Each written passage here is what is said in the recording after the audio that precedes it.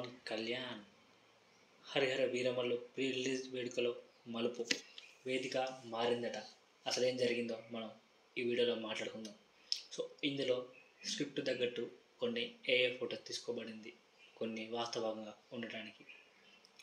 పవన్ కళ్యాణ్ అభిమానులకు మళ్ళీ goose bumps వచ్చే రోజు వచ్చేస్తుంది.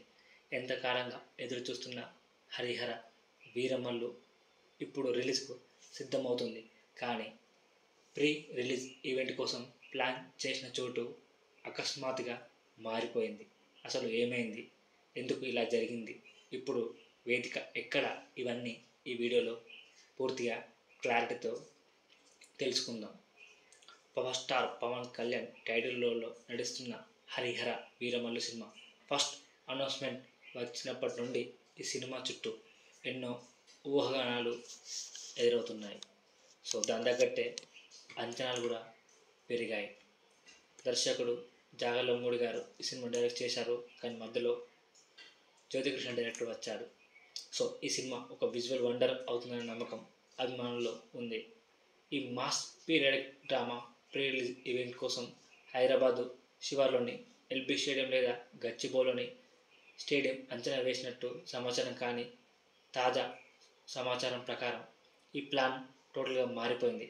ఇప్పుడు అఫీషియల్గా కన్ఫర్మ్ ప్రకారం ఈ ఈవెంట్ జరగబోయేది విజయవాడలో. ఇది సరదాగా తీసుకోకండి. ఈ ప్లాన్ చేంజ్ వెనుక పవన్ కళ్యాణ్ గారి రాజకీయ ప్రాధాన్యత ఉంది.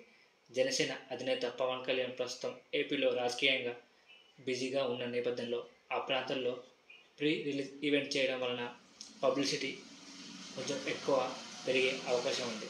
ఈ ఈవెంట్లో పవన్ కళ్యాణ్ గారు హాజరవుతారని పెద్ద ఎత్తున ప్రచారం జరుగుతుంది.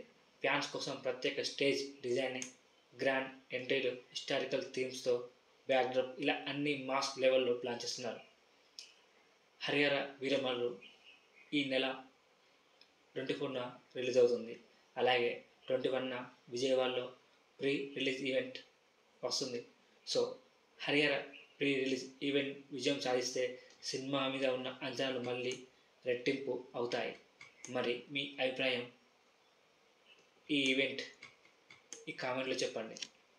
మీ సినిమా కోసం ఎదురు చూస్తున్నారా అని జై హరిహర వీరమల్లు అని కామెంట్లో తెలపండి. Thank you.